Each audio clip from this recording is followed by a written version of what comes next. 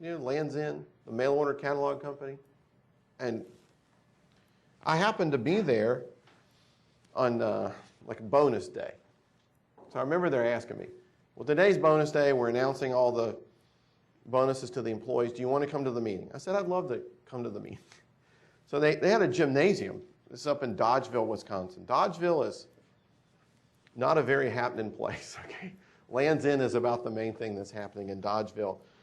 So we went into the gym. There was a band, and confetti and balloons and all of that stuff. And the CEO got up to speak.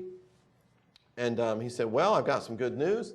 He said, for the first quarter ever, we made our fill rate target. At that time, it was 88%. Okay? Band strikes up, balloons drop, confetti drops.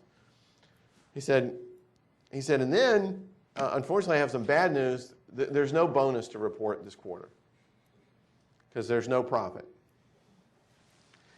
Now, why do you think there was no bonus or profit?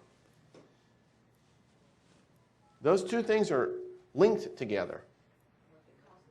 It cost them too much to get to the fill rate goal. So afterwards, I had a meeting with the head of inventory planning.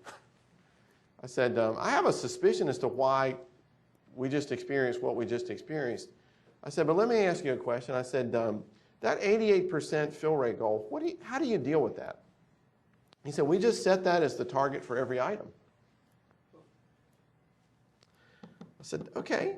Well, let's take a medium white turtleneck shirt. If you call Lands End and they don't have a medium white turtleneck shirt, what are you going to do? I mean, that is like the staple of staples. That is like, in fact, we had this happen to us one day. We were driving to the beach down in Destin, Florida.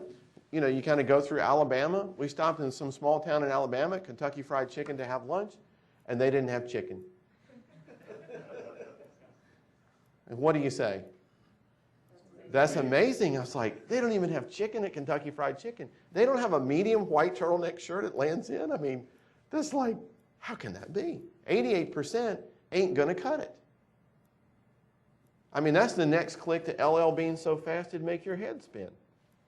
But now they have these things, Paisley dog beds.